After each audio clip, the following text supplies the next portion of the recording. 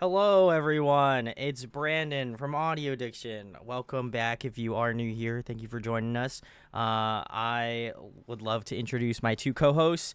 If you have not checked out the channel yet, is Alex and Therese. Yeah, love these peeps. They're the best. Hello. I thought Therese was gonna say hello. She just stood there and just. I'm currently massaging my neck because I've been doing a lot of manual labor in the office recently, so So you're like, man, I gotta getting throw it in down. prime form for Red Velvet. Hey, yeah. Listen, I respect it. For those who are not familiar, I am new to K-pop music, so we're gonna be doing this. And if you can help us out along the way, that'd be greatly appreciated because I don't know anything. So, but very stoked. We are doing Red Velvet today, which has been one that's I feel like has been requested. So very stoked on getting through this one. Alex, do you have a little bit of a little background info on Red Velvet or no? Um, Not too much. I mean, Okay. I would want to, I guess, get out of the way like sooner than later. Uh, I'm not really an expert on Red Velvet. I don't know a ton. I'm familiar with the music. I listen to them a lot on Spotify and like stream their Okay. like the This Is Red Velvet playlist on Spotify a lot. But not super familiar with like the members themselves. Not super familiar with the concepts and everything. But I love the music. So I put together most of the title tracks, some of my favorites. It's a really long playlist. It's like 23 songs. We're gonna cut it in half. We're gonna do, I think, about like 11 or 12 today, and then we're gonna do the back half shortly, which is also gonna include some soloists, like project groups, and like the Solgi Irene duet, and we'll include the newest Red Velvet comeback Yes. when we do our Yeah. follow-up stream. I did see We know that. that is coming up very soon, so we're doing this part one to get ready for that. So none of us are super familiar or like experts on Red Velvet, so we're gonna try to kind of walk through it a little bit ourselves. If anyone here has info, if anyone is joining us in live chat, so there's a couple people Yeah. hanging out. Expect call outs to certain members. We will definitely ask, like, oh, which member did this? Yes, that For is sure. for sure. I don't know the members super. I don't know that I can pick them out super well. I definitely recognize Solgi and Wendy, I think. But yeah, any help anyone in the live chat wants to give for like context, any like corrections or helping out with anything, we would definitely appreciate it. Same with anyone on YouTube. Let us know if you have any further information on anything or anything else we should know, or anything you want us to explore for the next video or anything. Yeah. Well. Yeah, we're doing the old school deep dive of just armed with YouTube and Google. So That's the magic, truly. yeah. That's right. But very excited to get into this. I almost decided to leak who we plan on doing for the rest of this month, but I decided not to because I like a little tease. So maybe by the end of it, maybe I might spoil some. So It also changes all the time. it also changes all Yeah. the time. So we could be This wrong. month in particular, Brandon can attest, he got really overwhelmed because there are so many groups coming back that we need to cover. We have like Stray Kids Part 3 to do. We have like ATs. We have we want to do Kiss of Life and everything. Yeah, so many definitely people. Want to do Kiss of Life. Kiss of Life, yeah. We have a decent amount. There's a lot. There's a lot. But like we don't have a ton of time, so sorry. Also, I'm gonna be gone next week. Just busy with work stuff. So I was like, you can't cover anyone that I want to see next week.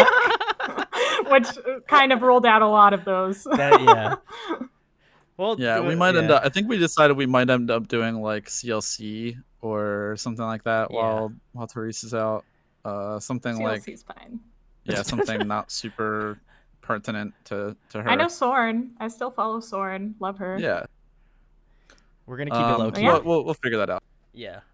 We will figure it out. Crusoe said "kiss of lice" and then put a it looks like a snake emoji. Can't really tell. Dude, that's PogChamp. That's new PogChamp. I don't know what PogChamp is, bro. Oh man, you're on Twitch. I can't believe you're streaming and you don't know. Well, I don't use Twitch other than doing this. So, can you believe it? A streamer who doesn't know what PogChamp is. I'm sorry. He's like an all-time streamer. Getting like tell me 22 plus people in the chat. Put L in the chat, guys. Put L in the chat. I know that's an L take. Sorry, I'm a loser. Jay Georgia said. CLC lit. I did get that. True. So I feel like we probably will have to do CLC then. Let us know if you want to see us do CLC while Therese is away for a little bit. But I think the grand plan is we want to do CLC, and then after we do CLC, we can finally do Kepler. I think me and Therese both want to cover Kepler. You did, yeah. You guys were doing that. So yeah. So that's probably gonna be I think like once you understand like the context of who's in Kepler, they'll like hit a little harder, you know. That I think that's how.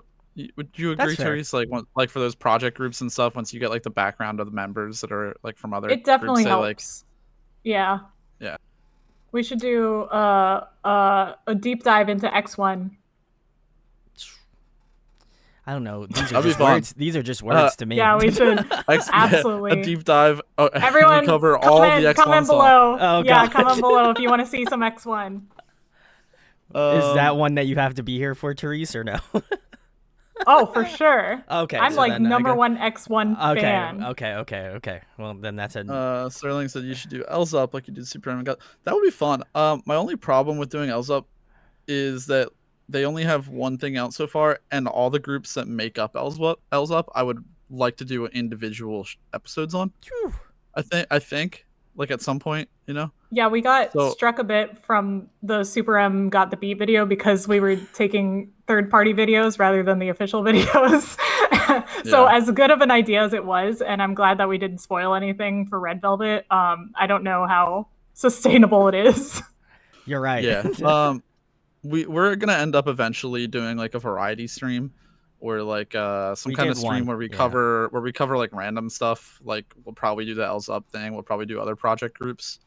I definitely want to do like SM Station stuff, like stuff that we wouldn't have really a whole episode for, but stuff definitely worth checking out and stuff that are things that are like relevant. Stuff we could group together to have a episode. Yeah. I got you. Yeah. We did that for solo. We did that for some solo artists that unfortunately didn't wind up making it anywhere on the channel, but we did do it live. So that's the incentive to come here live. Is when you come here live, you won't miss out any like clipped audio or anything. Context.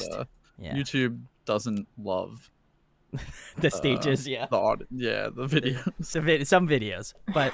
We'll figure it out. Cloud still wants us to continue on the train of disbanding groups. We've been hot on the train for that recently. So we're clear with Red Velvet. No, we haven't been doing disbanded groups really. We just been doing groups that lose members. Yeah, I think that's what he meant. So far. I knew what Cloud meant. Yeah. But anyway. But a lot of project groups are disbanding groups. A lot of But. Yeah, Rip Pink Fantasy. I was talking about that earlier. That's probably a group I don't think we would ever cover. Although like I do want Brandon to check them out. Maybe on like a variety, we'll throw a Pink Fantasy song. Yeah, because you would like Pink Fantasy. They have one song that has like screaming with a breakdown in it. It's interesting. That's the one with the bunny member, right? Yep. Okay, that's all the context I need. We'll do it eventually. Brendan's getting it. He's getting the K-pop gist. I'm cooking out here. Barely I may have made an L take earlier for PogChamp, but you know I took that W for this. So Crusoe pointed out they're right. We're making up for our past and doing Red Velvet today because they added a member. So we're getting close to leveling out. Maybe. Kind of, yeah. So why don't we just get started? Right. I don't have much context to share about Red Velvet. I'm gonna be honest. I know they debuted as a 4-member group under SM 2015. 2015. I'm gonna say 2014, 2015 sounds right. If you check the date of this video, that's definitely a good indication because this is their debut. Let's take a look. It is 2014, August 3rd. Okay, 2014. Thank you, Sir Cage. Yes.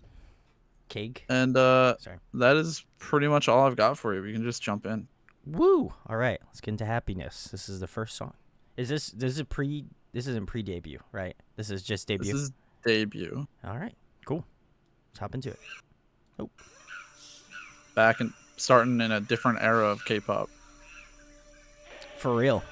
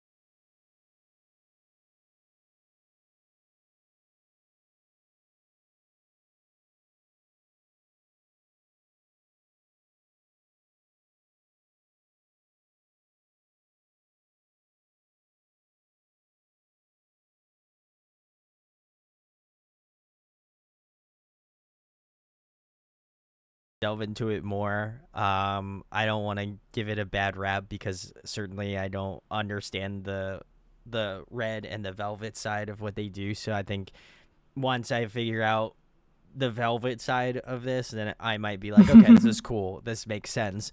So contextually, I can't really just comment on how like I mean, I can comment on how jarring the song is because it is very jarring, but I think that it's not going to make sense for me yet because I don't understand the Velvet side where I'd be like, oh, okay, so they have like a flip side. So I thought it was very interesting. I like it almost felt like a one of those like toy box sounds like at the beginning where it's like very like eerie and ominous in a little weird of a way, and then it has like this minor tonality, and it's weird because then once you get to like the chorus and it flips to major and you're like, wait a second, that's that's something you're gonna notice about Red Velvet as we go on. They're like low key kind of like a horror. There's like a horrorcore kind of thing going on in some of their stuff. There's like, you'll definitely notice it in some of the videos today and some of the stuff later. It's like there's maybe not always more of the ominous sound. Yeah, a lot of times there's something eerie about a lot of either their music or the video or like the concept.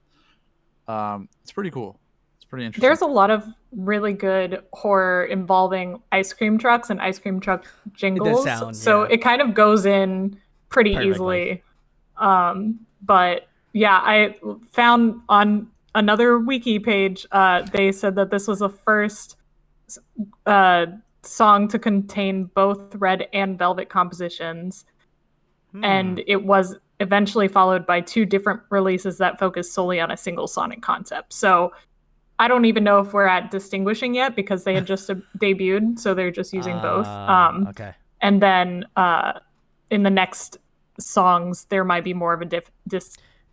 It might split, and yeah, I think now that I'm thinking about their contemporaries and like who they were promoting with, maybe it was meant to sort of ping pong between the Twice and Blackpink, of sort of like bridging that gap, but not really bridging it, just going between the two.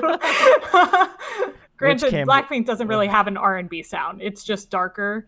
Yeah. But I think that's an interesting speculation. Red Velvet was like, what team are you on? And they're like, yes. Yes. Yes or yes. Or yes or yes. No. But I thought it was very good. I thought it was very interesting. I would like to give this song more of a listen because I think there was some really cool, like, nuanced stuff that I didn't really pick up on just because, as Alex said, it's like noise. There's a lot of things going on. I think once I start to kind of like come around, maybe this will probably make a lot more sense. But for right now, I'm like, what's going on? Where are we at? What day is it? What time is it? You know, all that stuff. I have no idea. I lost it all in the ice cream cake music video. It's all there somewhere. I don't know. Out in the desert. Yeah. Woo. So. All right. Well, why don't we keep it moving? Cool. All right. Well, the next one is Dum Dum, which is how I feel. So perfectly surmises that. It's actually a song about Brandon. It is. Exactly. Wow, Therese. I'm not gonna go cry after this. Anyway, let's go listen to this one. It's fine. Wow. Man, that's fun. That was flawless, I think. Pretty much. That was real fantastic. Fun. That was so cool. Very funky. Yeah, there's like, the beat is so good. It's like, it's still kind of noisy in a sense of like, there are very oddly placed like instrumentals and samples in this as well, and like the drums are a little funky, and it almost feels like it's like it's like you took Happiness and made it like a perfect song. Like in the sense of like Happiness was also sort of weird with the drums, did a lot of odd things, it used a lot of odd kind meters, of weird samples and stuff, and this sort of did the same thing. I just think like a lot better. This is so fun. The way that the vocals ride on the beat of the chorus, makes it so groovy. No, well, I don't mean like the sample. I mean like the actual vocal melody of the chorus. Oh, yeah. Like something about like how they're like delayed, like they're just a little delayed coming in. With like the saxophone that has like it's like a descending saxophone kind of beat. I don't know, something about how the vocals ride on the beat makes it so earwormy and groovy. I would agree. Very into this. My only complaint is the bridge. I didn't love the bridge. I like the bridge. I was gonna say I like the bridge, but it cut off so suddenly. It was like a snippet of a bridge, and then it went back to the song. It was too quick. It was a little too abrupt, and it was a little bit weird of a pace change. Where I think like it could have maybe like taken it could have slowed down for a second. It didn't need to be like a fast bridge. I don't know, a little odd, but otherwise this is fun. Therese? Yeah, I think we all got kind of confused about the call out to Michael Jackson. I mean, it's not confusing because it's a call out to Michael Jackson. It's that none of the song has been in English. And then that was the first English thing we hear. Michael Jackson. Because I think K-pop is very aware that they're copying a lot of Michael Jackson influence, because that's kind of where the genre was starting, was, oh, let's sing and dance the way that Michael Jackson would, or like any American pop star of that time that got really popular in Asia. So it was very surprising that they just would write his name on screen, and then Billie Jean and all of the other things would follow. I'm like, oh, okay, so and we see a lot of like references and like homage. There's a ton. Paid to Michael there's Jackson a ton of in K-pop, like everywhere. Yeah. Dreamcatcher, XG, like all these groups have their One like, Us. Yeah, there's countless. I'm all, barely scratching the surface, but yeah, it's kind of funny to see them go like almost a whole verse of just like naming Michael Jackson songs and references. And stuff. Like, all right. That's like, all right, dedicating flex. One. Yeah, shout outs to the man. Yeah. That's what basically they're getting at. Therese, you have anything else to add, or am I good to go? I love funk. I'm a huge funk fan, so this is definitely one of my right up my alley. I wouldn't say it's one of my favorite Red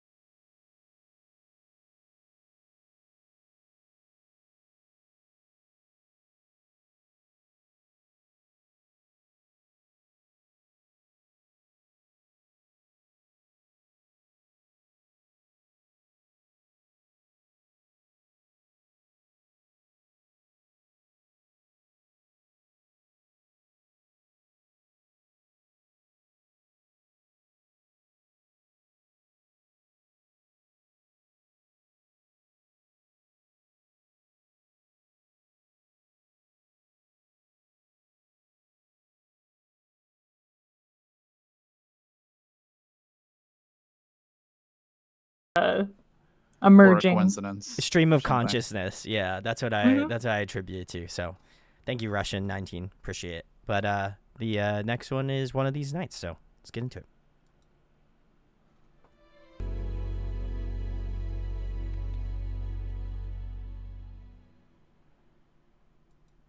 All right, guys. That was One of These Nights from Red Velvet. Woo. Now that's a Velvet track. That is a Velvet track. You could tell the difference. That is a Velvet track. That's good. That's what, like a jazzy R&B ballad smooth jazz type. Yeah. I was really feeling it when they came in with the wow wows. The wow wows. I'm always a sucker for a ballad that has a little bit of a beat going on to it, with like they throw in some drums, they throw in some more accompaniment rather than just piano or rather than just guitar. And it was a nice melody, all the key changes up and down. Yep. I appreciated it.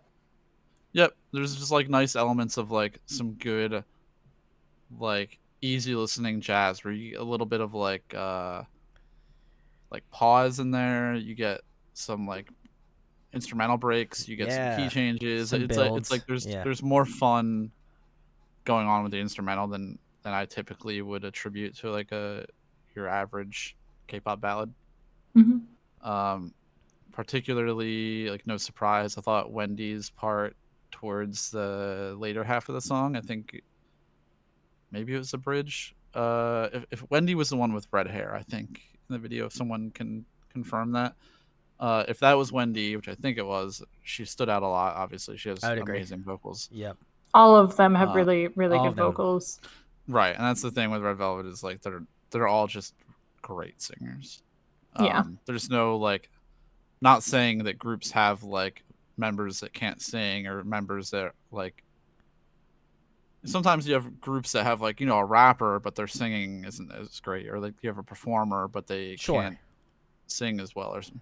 Red Velvet can all sing, so they nail these ballads, and like the Velvet side, I think, really works so well for them because songs like this give them ample opportunity to shine as like all five individuals. Rather than something like Ice Cream Cake, it's hard for them to get five vocalists to sound to show off their potential.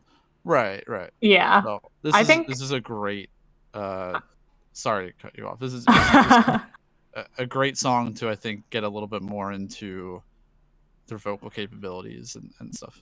All right. Yeah.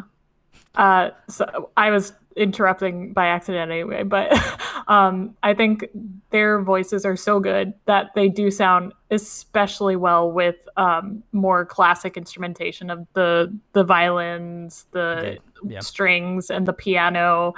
Oh, it does give you that sort of like fairy tale-esque vibe.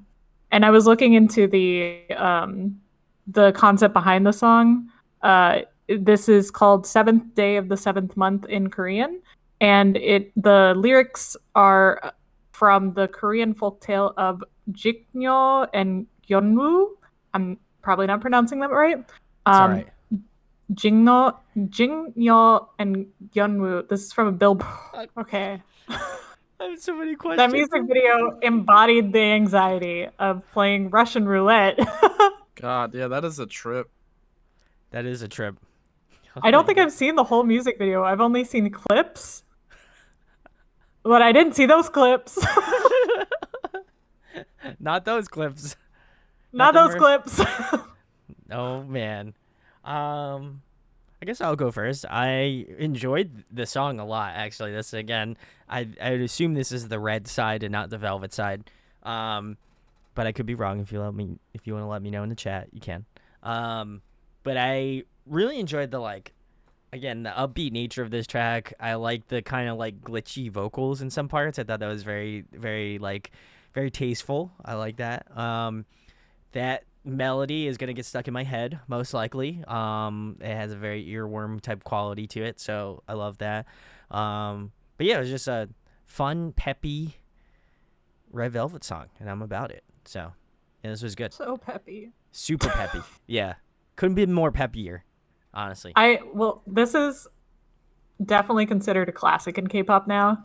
Fair enough. Yeah, rightfully so. And I think it's really fun. I think it's bubblegum without being bubblegum. Yeah, I would agree. Yeah. And I like that. And I also really like the loopy nature of the melody, where you could have this on loop and you would never notice. I think sometimes it's annoying, but in this case, it's fun. And I would absolutely let it run. I found a music video analysis on WordPress from a lily plant in the pot. And this is basically Yandere Simulator. If you've never played that game, there are 5 girls liking the same boy. And granted, this is a fan theory, but 5 girls liking the same boy, the only thing they can do is kill each other in a cute way. And then the author says, "Gah, I can't resist their cuteness. I can resist when there is a piano heading in my direction, but that's just me." So okay, it makes sense because I knew this was sort of about love and the Russian roulette of love, but if it's truly like a toxic relationship or something, and these girls are competing to get to one Competing guy for affection, yeah.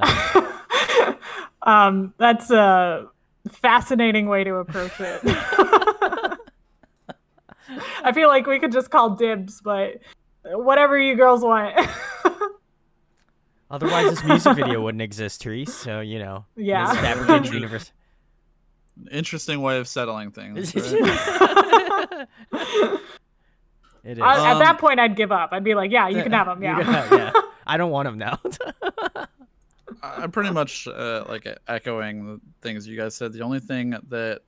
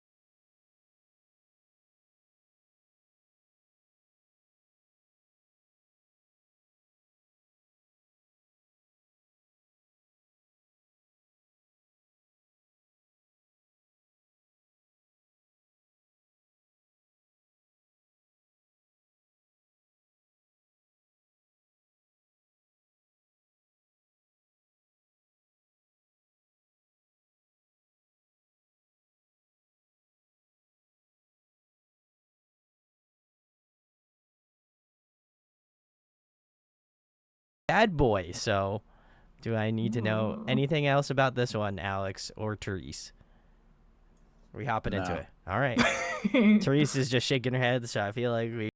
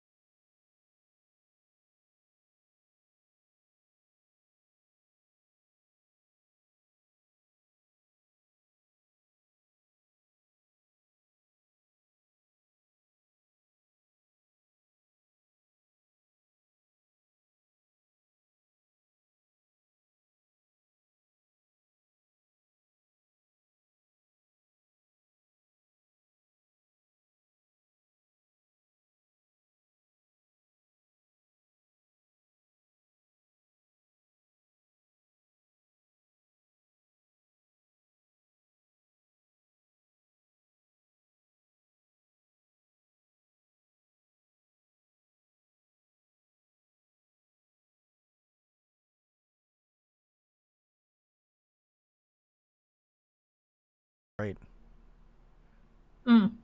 Such a classic. I like that. This was one of my first K-pop saves. Although I did save the English version. Ah. Okay. Very It's nice. good. Very nice. So obviously we got a Velvet song here. Mm-hmm. This is definitely one of their, maybe not their most. This is one of their most known songs. It's very, very iconic. I feel like everybody knows it. Everybody who like knows K-pop knows it. It's really fun. There's a lot of interesting things. So one thing that I think is my favorite part of the song is there's a really cool bass going on throughout the entire song, but it's not like slap bass or anything. It's almost like it's played on like a Moog style keyboard. Yeah, If yeah, yeah. anyone's familiar, it's a little niche maybe, but there's a bunch of mini keyboards called like mini Moogs, or they're basically like modular keyboards that are really good at simulating like a really fat bass sound, and they're really good for almost emulating a bass in how you can um, how you can like bend notes and Mm-hmm. how you can almost utilize the keyboard to achieve a similar to hand played uh, bass, but with different sounds, with the sounds of a keyboard, with the sounds of like different styles of bass rather than like the stringed instrument typically. Uh, sorry, that was a little bit of a tangent, but it's really interesting. It's really like modular throughout the entire song, which is unique and it stands out and it's really fun to listen to. And something that's like less serious and more fun is I never noticed in the chorus when they do the one part where it's like wayo wayo, there's a police siren that happens along with that. Oh, I didn't notice that either. And yeah, it's like subtle and it's only in the first part of each chorus. But there's a random police siren that layers perfectly with them saying like the wayo wayo that it's like it's really, I don't know how I've missed it for all the times I've heard this song, but it's there. One of my favorite tropes in K-pop songs is using a siren sound as like, but singing it instead of actually using the sound, because if you use the sound, I'm gonna like pull over because I'm gonna think someone's pulling me over. But if you sing it, wee woo. My favorite thing. Like Patrick Star. Like Patrick, Yes, yeah, just like Patrick Star. It's my favorite thing next to actually saying beat drop. My favorite parts of this song gotta be the cat call. The woo, woo. I can't actually whistle, I'm sorry. But I love it. I think it gives you a nice switch up into the chorus, and it gives you the entire vibe of the song. It's like we're sexy as hell.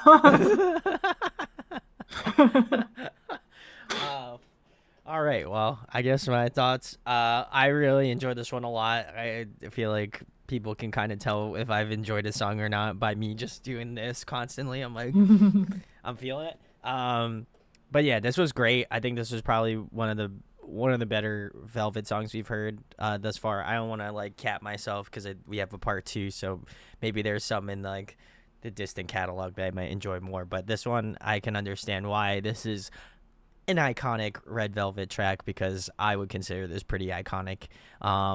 Just the way that it's stylized, I would agree with Alex. I really like the way that like they use the synth in more of a like a more like R&B kind of vibey sort of way. Not that I feel like when they do the like really crazy like electronic stuff, it's not, that I don't feel like it hits, but it's nice when it's a little bit more subdued, a little bit more like in the pocket. So I love that. Musically, I enjoyed this a lot too. I think all the instrumentation is really fun in this track. It definitely gives me like, I know this obviously predates tracks like Left Right from XG, but like you can tell where some of the more current groups that are doing this sort of like neutro sort of stuff are pulling that from, and I feel like this one has to be one of the examples that I feel like a lot of groups may pull This from. is definitely leaning into the R&B really hard. Yeah. Yeah, I wouldn't really Left, call it right neutro also. though. Yeah, okay. I Just think R&B. the similarity you're drawing is that this song leans really hard into R.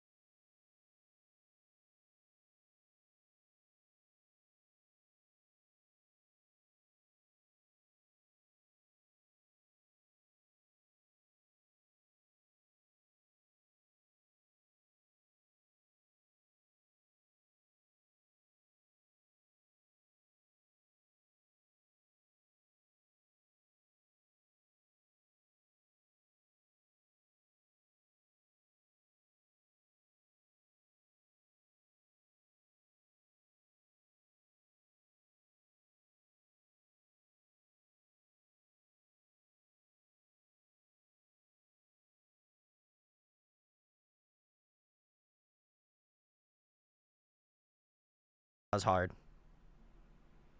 Hard. Fascinating. Now that is way more reminiscent to me of like a Jessie J, Ariana song style than before. The vocal direction was similar for sure, Yes. but it didn't have the same brass that we were talking about in the last one. Yeah, that's fair. Yeah. But Therese no, yeah, Scott. the saxophone and the whistle notes and the I the can Mariah see it. Carey whistle. Yeah, I got you. That was hardly a song. But continue. I liked all of those. I liked all of those elements individually. I loved their singing. I loved the beat, and I loved the saxophone. And I kept waiting to get to the song. And I felt like we never got a song. Poor Alex. I like all of these things individually. I'm trying so hard to understand. And maybe it's the structure. Maybe it's the lack of lyrics. Oh my god. I don't know. This is not the first time I've heard this song either, but I was really trying to like to find the cohesion. There wasn't a lot of cohesion. It sounded like they had just performed at like their whole concert, like a whole set list, and then this is the last thing they did while they're interacting with the audience. Like a ceiling. Yeah. Like it didn't seem like it seemed like an instrumental, I guess. It didn't seem like that was the whole song. I don't know. I can't tell you what it's missing, but Therese is cooking. I guess.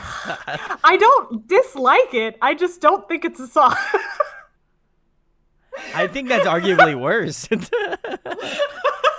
It's kind of like if you've seen the Try Guys doing the without a recipe challenge. Oh my god. One of the that's bad. That's bad. No.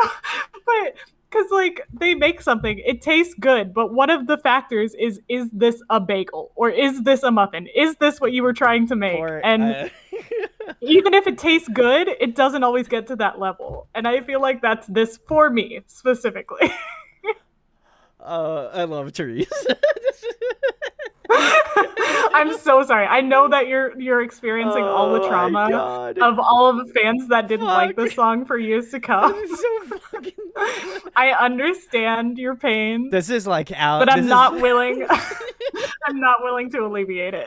This is like I could just feel like this is like if anybody in the chat has played Dark Souls.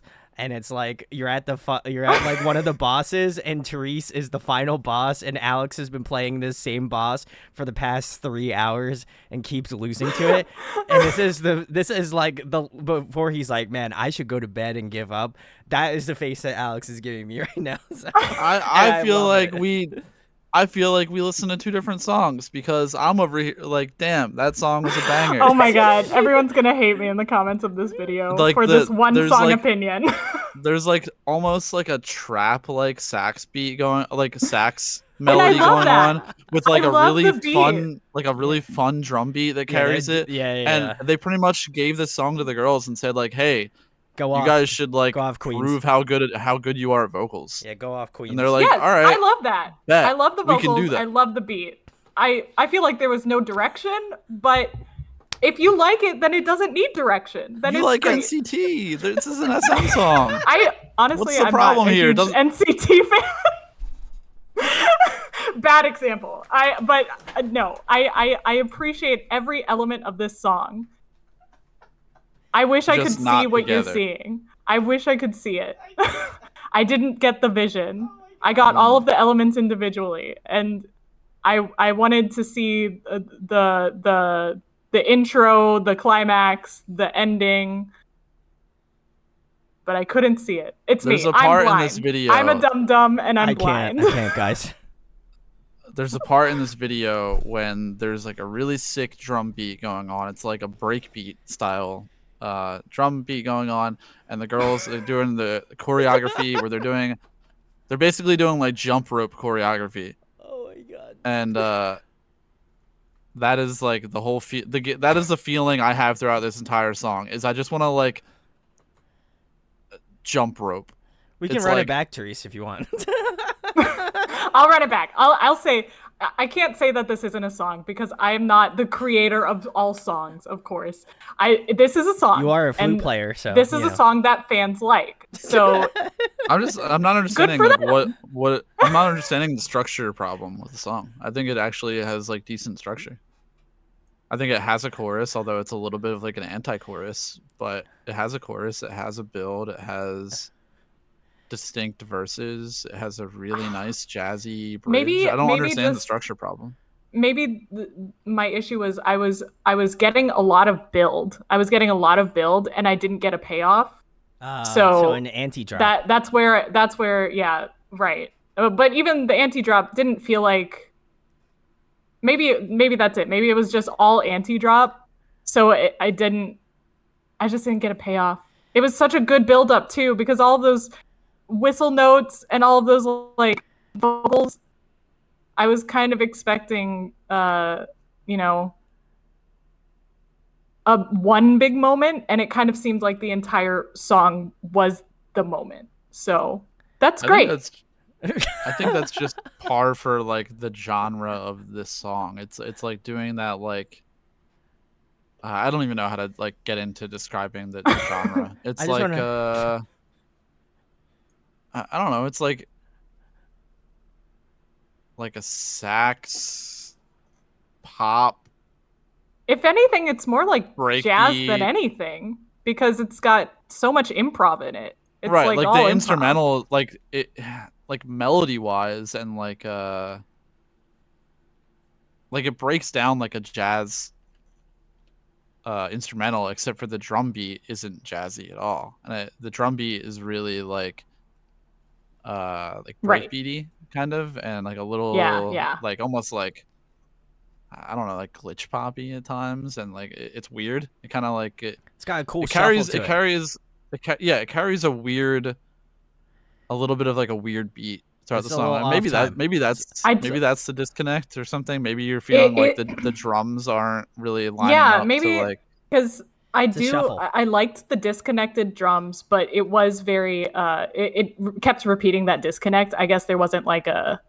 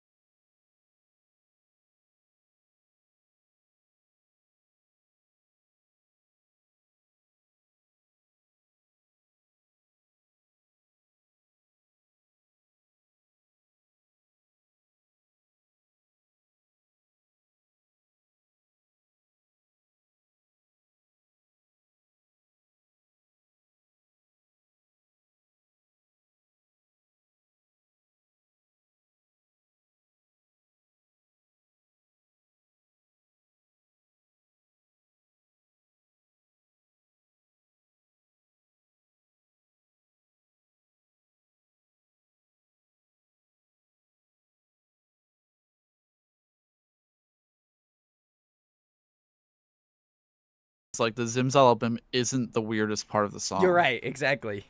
That was actually the most normal part of the song. Yeah. That's, I think, what like takes people out, because like the Zimzalabim thing is fine as a chorus. It's like it's a little weird and abstract, but I think the entire song as a package, it makes it really weird. It's like, I don't know, disjointed mix pop.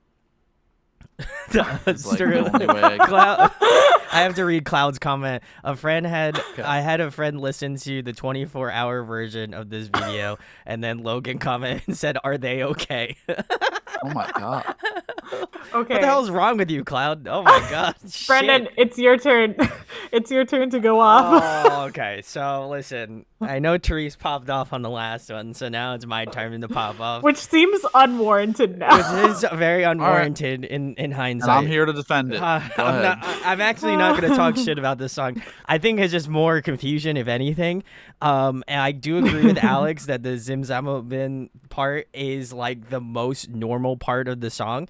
In fact, it's weird because it's like a trance. Like you get into it and it's just like, I feel like it's like you start seeing like the fucking like clock, and they start telling you like, you're gonna enjoy this song, you're gonna enjoy this song, and you're like, yes, I'm gonna enjoy this. I'm gonna enjoy this song, guys. I'm gonna enjoy it. That's what it feels like. Which is probably not wrong.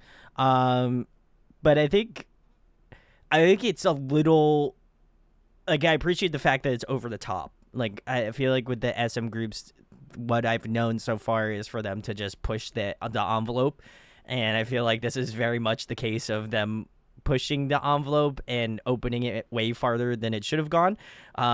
So I respect the fact that that's well in their department to do that, and they're gonna do it, and SM is gonna do SM, so I respect that.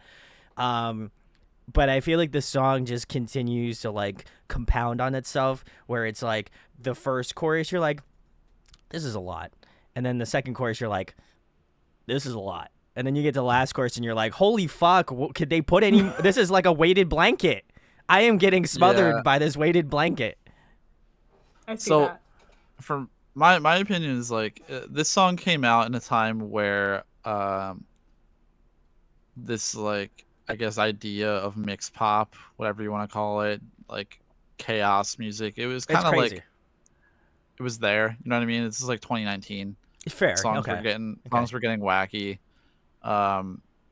Companies are definitely experimenting with songs that sound super weird, sound like they're disjointed. You have song like something that I don't like about it, definitely, actually, I don't want to say I don't like it, I just think it's oddly aged poorly. Is like that whole modulated synth thing that really just reminds me of like if you turn on like your local radio station on a Friday night and hear them playing like Olivia Rodrigo bass dance club remixes, like that's the kind of I was about to defend Olivia Rodrigo. I'm just using her as an example. I don't know, anyone. I'll defend her. It's so reminiscent of like that, like I've already said it, but like the David Guetta, like, I was gonna say, Starships era, all that kind of stuff, where he just uses that, like, that same, like, really exactly what you're talking about. Same bass drop. That's the only thing that bothers me a little bit. And like, I really liked it in the last chorus that they went like double time and like sped up the last chorus a lot, but I hate that that's what they used for it. I think they use it, that takes away. They use it a lot. I would have been fine if it was used for like parts of the song, but it's like the main portion of the song is that. Yeah, and my issue is that I have a clear favorite part of the song, and it's in the first two drops of the chorus, where they're using what I can only describe as like trash can street drums. Oh, like the cowbells. Yeah, I got you. Yeah. I love that part. But they're like tuned differently. It's like tuned different. I guess they're cowbells maybe, but they're using them tonally. Like there's two different ones, and they add to like the depth of the percussion really well. I agree. Yep. And I think it's really fun, and like the bass that hits with the chorus while you have that like cowbell or whatever is going on is really like vibey. I don't have a better way to describe it other than just like vibe. I kind of just want to like close my eyes and just like, I don't know, like vibe out. You want to be ascend. You want to ascend. I just want to be in the club. That's all I got. I mean, like, there's not much to say about the song without like picking it apart. I don't want to do that. Other than like Wendy's voice in the bridge is awesome. Yeah, I will say the bridge is really sick, and I think it was nice because it offers that reprieve that you so desperately need and want. That it's like it's an oasis in the desert, you know. So I do like that. I do get what Alex was saying about it being like a David Guetta or like a Zed or kind of like really a lot of those like real EDM like. Kind of driven tracks, but yeah, it's like phoned in commercial EDM. Yeah, yep, exactly. But yeah, I thought this was a fine song. I think now that I kind of put it in the context it's supposed to be in, it makes more sense. But yeah, originally, like when I was listening to it, I was like, well, I don't even know what the hell's going on. What am I listening to? What's in this seltzer water that that's not here? You know, I don't know. So I could be cooking. That's really what is the reality of it is. But no, yeah, this was a very interesting one. Sir Keg said this one live is crazy. Cult experience if you don't know you need apparently. Let's see what else. Logan said it's funny because the song is in my top 3. That's interesting. Very interesting. Cloud said you are evil. Oh my god. And then just to sum up my experience with this song, I'm not going to dig myself into a further hole, but I did like when I was getting into K-pop and well, this was pretty after I was getting into K-pop, but this song 2019, you could not escape this song on any playlist. It was everywhere, and for the first like 5 times I would skip it because I'm like, okay, didn't like it the first time I heard it, so I'm gonna skip it. And it would keep coming back for you. It's like it's gonna drag you under and pull you into the Red Velvet cult. And after about 15 attempts at skipping, I no longer skip the song now. It beat you into submission. Like there's no way to escape it, and I should just accept the overlord Zimzalabim girls. SM's like, listen to the song. You know you want to skip it, but you can't. But I am going to be honest, it turned me off from Red Velvet for a long time because I was like, this is a song that I couldn't escape. I don't want to experience any more of that. And now I'm realizing, like, darn, I should have looked into Red Velvet because not every song is like this. Yes. And I would really like a lot of their earlier songs. But that's what this is for. I feel like if I jumped into this group like I have, and this was the first song that I listened to, I would not like this group. I also didn't connect the dots, right, with Bad Boy and Zimzalabim. I didn't think this was the same group. So I'm saying that this was the first song that I listened to from Red Velvet, I would not be a fan. Right.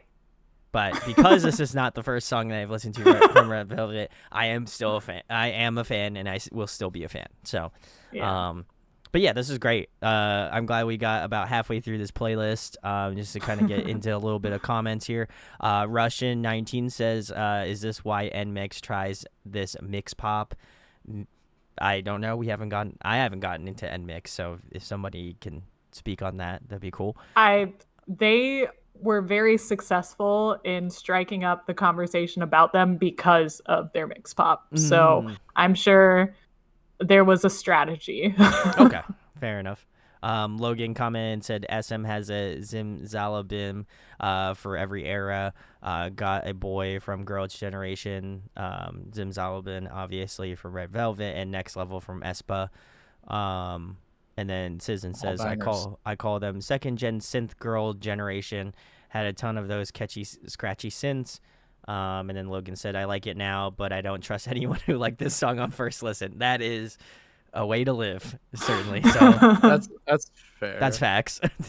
Speaking facts. Real quick, I'm gonna read off the songs that we have in part 2 so far. So anybody watching, listening, whatever, knows what we're getting into next time, and let's go. If I'm missing anything, can recommend stuff. But I think I've done a pretty good job of getting like the title tracks and some examples of the members' ventures outside of the group. So real quick, next we're gonna be starting off with Oompa Oompa, and then Psycho, Queendom, Feel My Rhythm, Birthday, and then diving into the outside of 5-member Red Velvet songs. We've got Like Water, Monster. We'll do the Naughty dance video. The song's called Naughty. It's not a naughty dance video. For you, Brandon, I'm clarifying. Oh, thank you. We'll do 28 Reasons. We'll do Joy's music video, Hello. And then we'll do Gary's Station song, Dear Diary. And then we will add the brand new Comeback in as well. Are we doing Psycho? Just so everybody is aware, Psycho is there. Okay, cool. Did I not mention Psycho? Psycho's there. I don't know. I don't think I heard it. Yeah, Russia 19 and Logan also as Psycho. So if it's not, and that live is scheduled for November 21st currently. Tentatively, yeah. Yeah. We shall see. We cannot add Japanese releases because they get the entire video blocked, unfortunately. So sorry. Japanese releases would have to be ventured outside of Maybe we could do Twitch exclusive, but maybe on like a variety stream. We could maybe throw. I was thinking about this the other day. If we wanted to do Japanese releases, maybe we can just tack it on to the end of the playlist, and then I can just cut the recording to cut off at the Korean or like the international songs, so we can still tackle some Japanese versions. It just obviously wouldn't be added to the end of the video. So possibly if we do, maybe we'll just do a Twitch exclusive third version that you can just watch on here. That might be an option as well, since I know the VODs typically stay up for like a couple weeks. But yeah, that's what we have. I know we also have a list of who we potentially will be covering in the future. Let me see if I can get that pulled up on my phone here. So if there are some groups that maybe we're missing out on, or maybe we can tackle, let us know. Would love to know. But this is who we currently have. Let me just get into it. Overall, I like Red Velvet. This was a fun deep dive. I was going to say, Red Velvet is fantastic, and I'm excited for part 2. So what we have is we will probably most likely be doing CLC next week. I don't know if it will be a Monday stream or not, depending upon how. I imagine CLC is a big time sink. Alex, confirm ?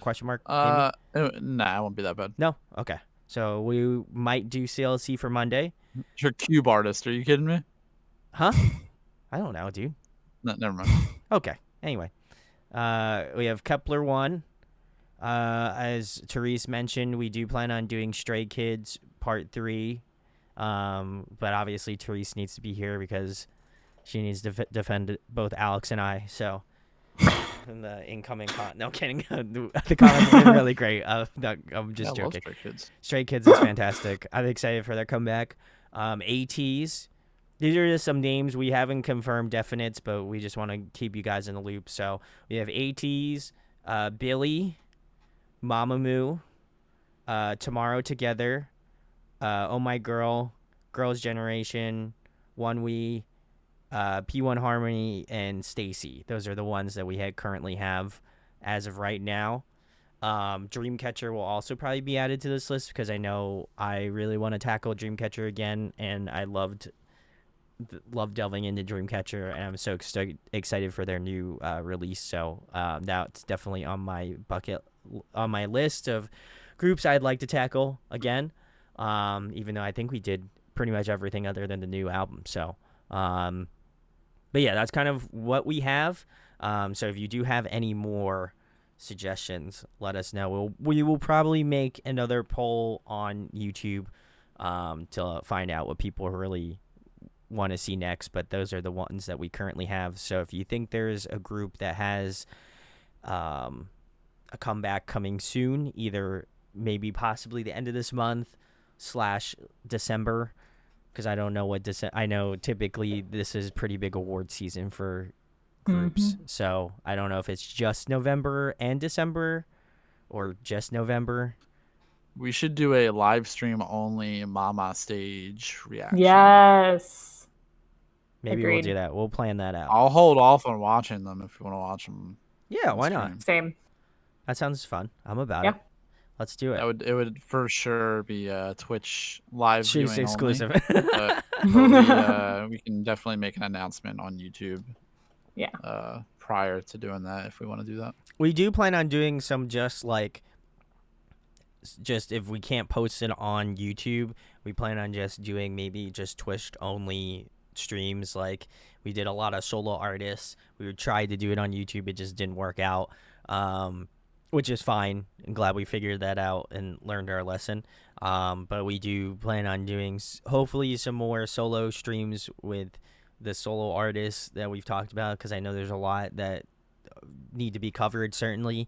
But yeah, it's a lot of planning. So we are trying to formulate 3 people's schedules individually into one succinct timeline. So we can try to get to them. We'll try to do it. Cloud says we should do Rocket Punch. It looks like I Chillin'. Is that am I correct on saying that? Good. And Signature. Smaller girl group. Actually, they're all smaller girl groups. Okay. But yeah, definitely worth a venture at some point. I like all 3 of them. Very cool. So that's who we have planned. Like I said, I don't know if December is going to carry on into that list of just having people show up out of nowhere and being like, hey, we're back. And then I'm like, oh, fuck, we have to do another video. That's crazy. So maybe, hopefully, if that doesn't work out, then January, I imagine there's not a lot of big movement for artists in January. At least, like, Western artists. So I don't know if it's the same for K-pop in January. So you guys know better. There will probably be 4 big comebacks in January. There's always something. Okay. Yeah. They're always cooking. Which is a slow season. It must be nice. Anyway, Logan says there should be a stream for just temporary groups, since most temporary groups don't have many MVs. IOI has 4, and I want to see like 5, and X1 has 1. And then Cloud said NMix and Weekly. So yeah, maybe, like I said, maybe one of those variety streams, we'll plan on doing some of those smaller groups. I don't know if you were here earlier, Logan, or not. But yeah, we do plan on doing like some streams that may not be able to do just like one group. We would just kind of do a combination of different groups. So we'll have a fan vote on who we should tackle, and we'll do it. That's it. And that's kind of the vibe. So make sure you either follow us here on Twitch or give us a subscribe on YouTube. It's the best way to find out when we're planning streams, doing all that sort of stuff. I try to post them as early as I know we are doing it. So try to make sure that gets up there. And hopefully the ones from YouTube people have been checking, because I know, like, I put the event up, but it clearly says Twitch everywhere on there. So I'm hoping if you do subscribe to the YouTube channel, you are making your way over to the Twitch channel. So maybe I'll make a PSA in the next video to make sure everybody knows what we're doing. But yeah, that's it. If you like this, share, like, and subscribe. It goes a long way. And thank you to the chat. Chat was amazing tonight. So much love to all of you. You really helped us out. Yeah, Hopefully we will all see you in part 2. Thank you, Russian 19. That's cool. Okay, it came from YouTube, so very sick. Glad it's working. But yeah, that's it. That's all we have. I don't know. Like I said, Therese is going to be out next week, I believe, if my memory serves me correct. So you will see Alex and I back at the fold doing CLC. So we'll see how much I get ripped up in the comment section, and then you could be like, yeah, we threw her out. She's no good. I'm not going to say that, Therese. Come on. I invited you on here. You're a part of the fam, so I have to stand my ground against the haters. We should start some fake beef, though. Yeah. You know, what'd be funny is if you showed up to the chat late and you just pull up into the thing and you're like, I'm back. You couldn't kick me out. Oh, that'd be awesome. Well, anyway, guys, thank you very much. It was a pleasure, and we'll catch you in the next live. Thank you, Alex, next week. for making the playlist. Yes, thank you. Thank you. No Thank you, problem. Alex. And we'll catch you guys in the next one. All right. Talk to you Bye. later. Later.